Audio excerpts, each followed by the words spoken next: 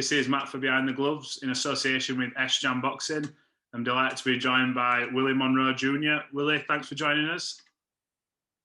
Thank you for having me. Not a problem, not a problem. First off, before we jump right into it, I know it's sort of coming to the end of January, but have you had a good Christmas and a fairly good New Year?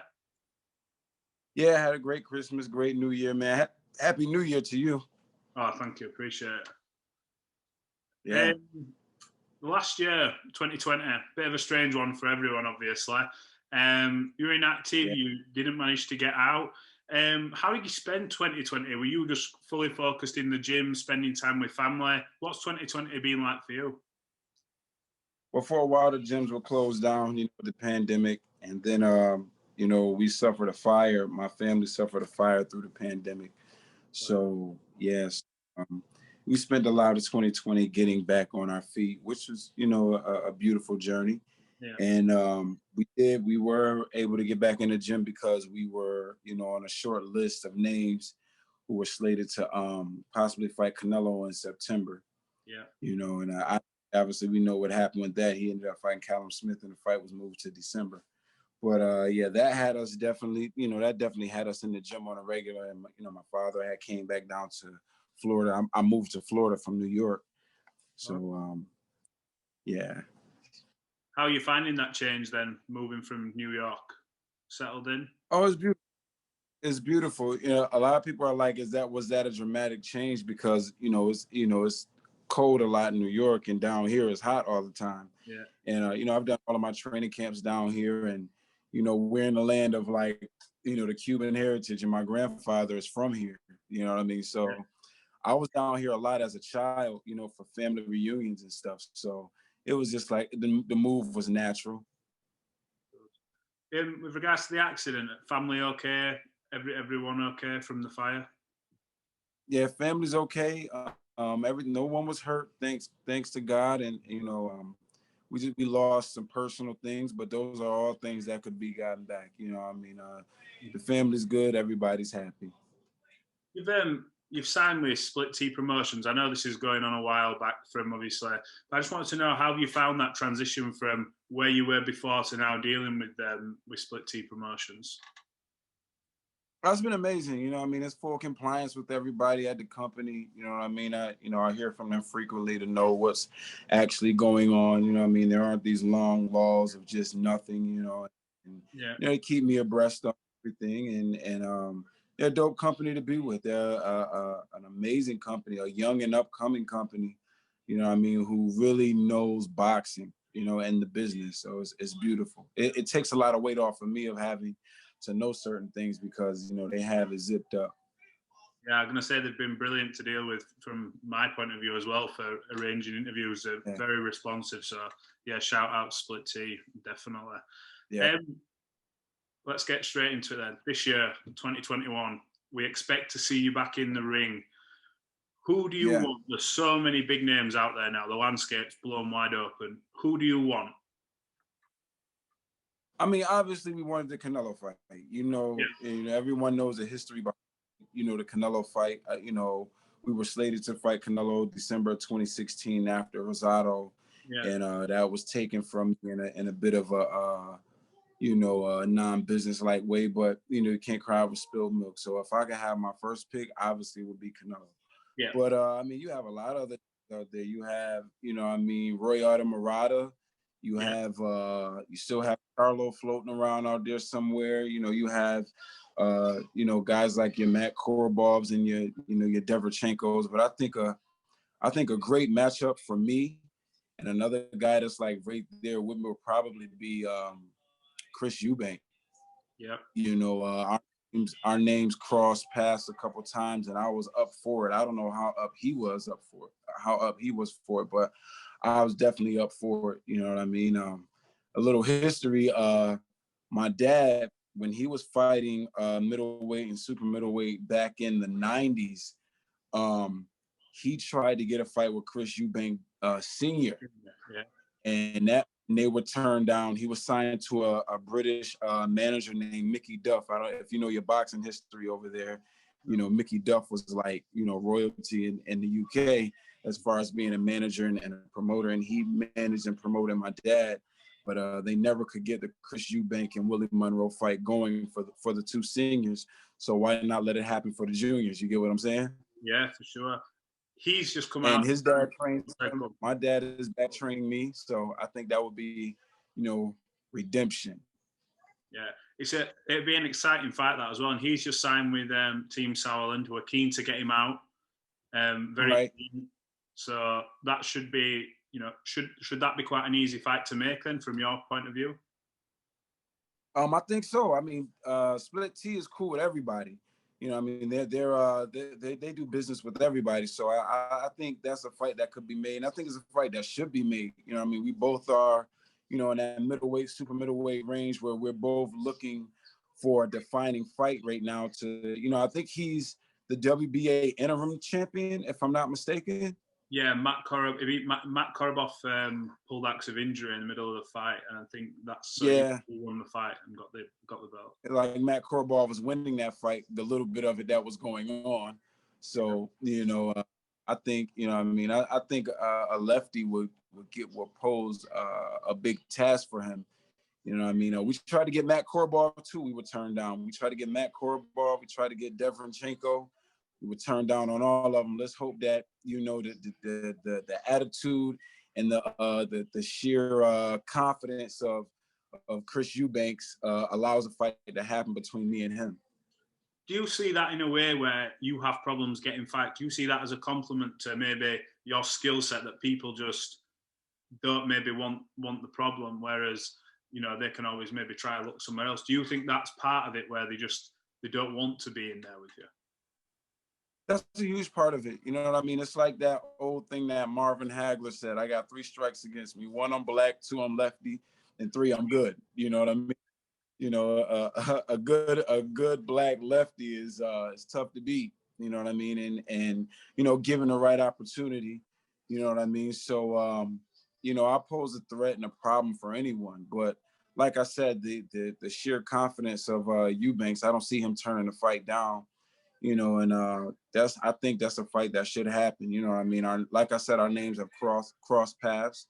And I really think that's a fight that should happen. Like if I had to pick, if I couldn't get the Canelo fight, in the next fight, it would be Chris Eubank. And he has, the belt that I want. I'm looking to be in that WBA area because, after I beat Chris Eubank, hopefully I can get Royata Murata.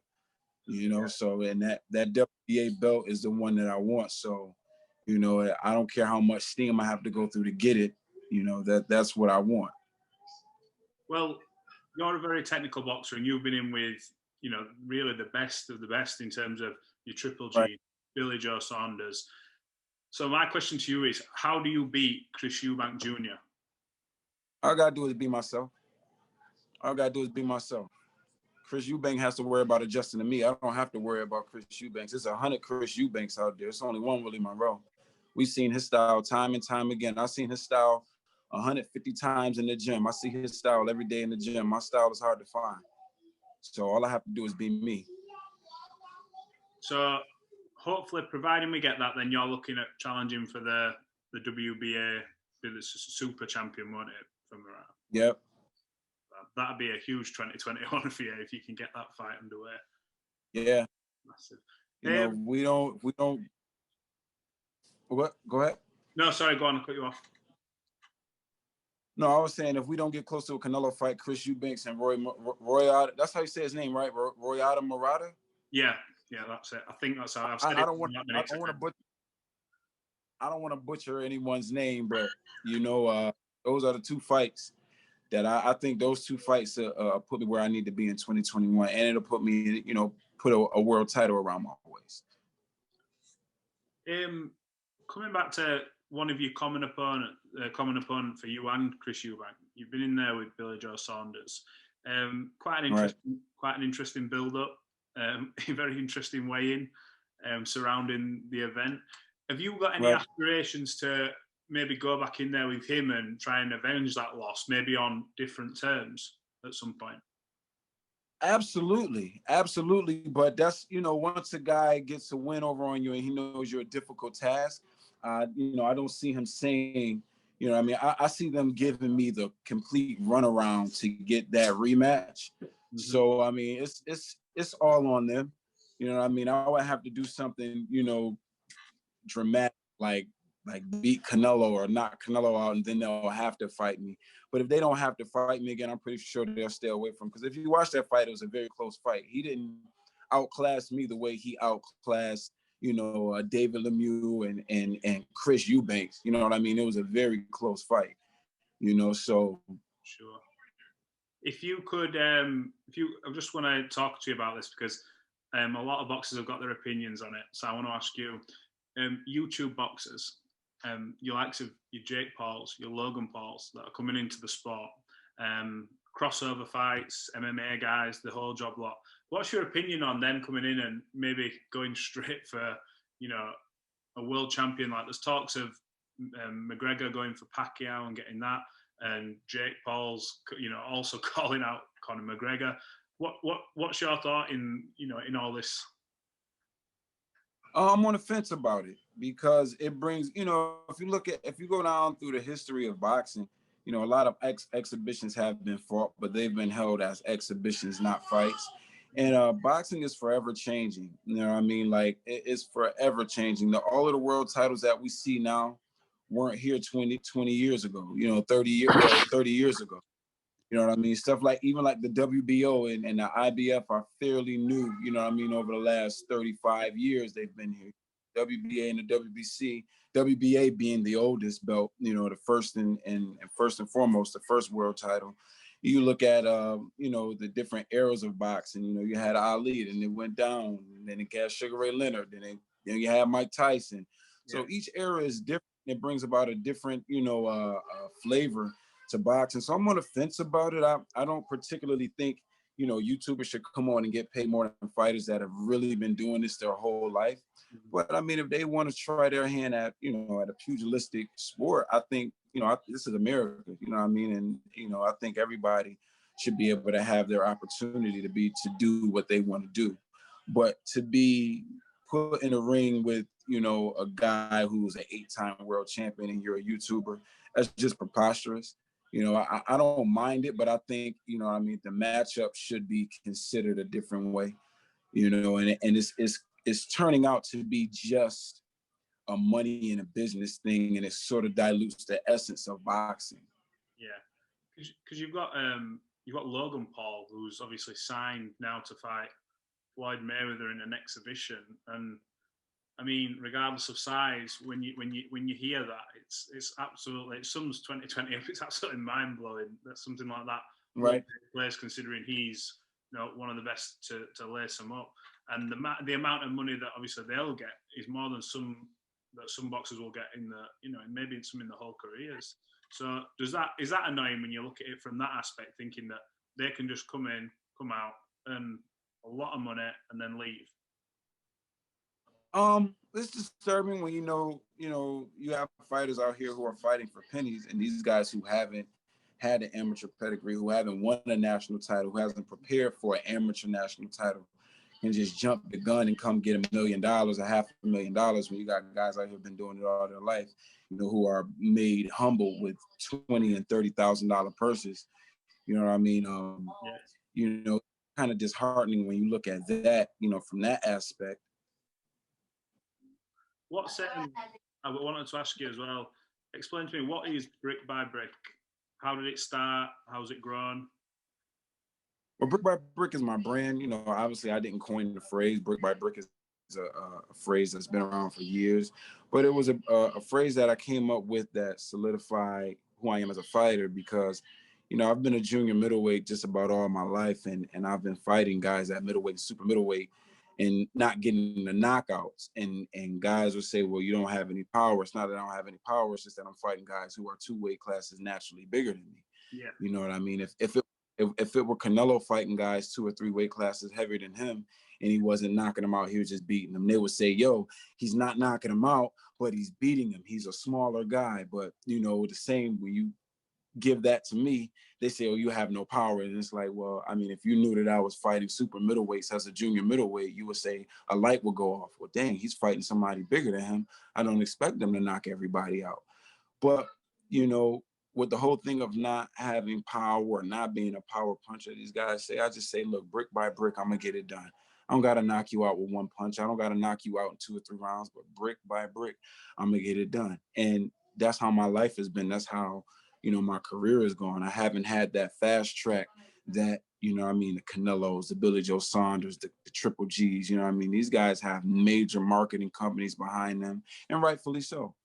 But, you know, I'm a true grassroots guy who started out selling tickets, you know what I mean, had a great amateur pedigree, come from a great, you know, pedigree as a fighter, as a, you know, my family, but just didn't get that, that swing at it the way guys, you know, normally get it. I really had to build brick by brick. You know, I had to sell tickets out of my book bag. You know, I trained out of a garage for years, you know what I mean, as a professional athlete. You know, I had to ride my bike, you know, for years. I worked 2 jobs, you know, for 6 years while training twice a day for a fight. I don't know how I did it, you know, all grace to God, but everything I did, I built brick by brick. You know, I did with integrity, you know, and that's just, it just solidifies, you know, and it really it's a mirror image of who I am. And most people in life live like that, you know what I mean? Everybody doesn't get that big opportunity. Everybody doesn't get, they have, just like you have a big website right now, but I'm pretty sure you had this, I'm pretty sure it was people telling you you can't do this, or you're not welcome in this gym, or they wouldn't give you tickets to the fight. You maybe had to purchase your own tickets to get there to get interviews, but little by little you got to this big stage where you are right now. It didn't just happen overnight like it does for some other people who may have had that access. So brick by brick for me is anyone who uses their integrity and really builds brick by brick. Brilliant. Well, it's been a pleasure talking to you. You know, you've got a huge year ahead of you, especially if you get all the fights that you're wanting. So wish you all the best with that. Before we go, give a shout out to all your social media so that people can get behind you, follow you on this journey, brick by brick. Yeah. Oh, I was saying absolutely. So, but yeah, you can follow me across all platforms at Willie Monroe Jr., Willie El Mongoose Monroe Jr., the Mongoose, everybody knows. So yeah, man, and you're in the UK right now, right? Yeah, UK right now. Yeah, make sure you let them know, let Chris Eubank know I'm coming for him. That was my parting words. Have you got a message for Chris Eubank Jr.?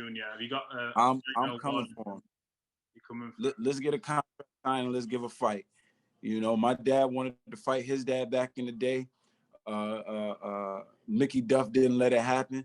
So let's go ahead, and his dad trains him. My father trains me. Let's go ahead and make this happen. And he's a very, you know, I mean, I've never seen him that I know of back down from any challenge. You know, he's very confident, and I like fighting people like that because I'm confident. So I need him to go ahead and let's get this. He's with Sauerland right now. That's how you say it, right? Carla Sauerland, yeah, they just Team Sauerland. Sorry, they just recently signed. I think it was not last week, the week before. So let's go. He's with a new company. I'm with a new company. They do business together. Let's make it happen. I think he thinks he's better since he's been training with my idol Roy. So I'm gonna have to show him what a real Roy. What I don't know what to call me a Roy. A child of Roy Jones, I should say. You know, speaking wise in boxing. Let me show him how it's really done. Would that be extra special for you then if you managed to get the victory over him with Roy in his corner? Absolutely. Absolutely. Because I'm looking at Roy and said, you picked the wrong fighter, but God bless you. Well, good luck with everything. Appreciate you giving us some of your time today, and we wish you all the best for 2021. And fingers crossed you can get these fights where we've got fans there, and hopefully some of us can attend. So yeah, good luck with that. Absolutely, man. That would be great. Thank you for that awesome interview also. Not a problem. Thank you very much. Appreciate it. Hey Fight fans, it's Michelle Joy Phelps. If you haven't already subscribed to our YouTube channel, make sure you do so by clicking this icon right here, or else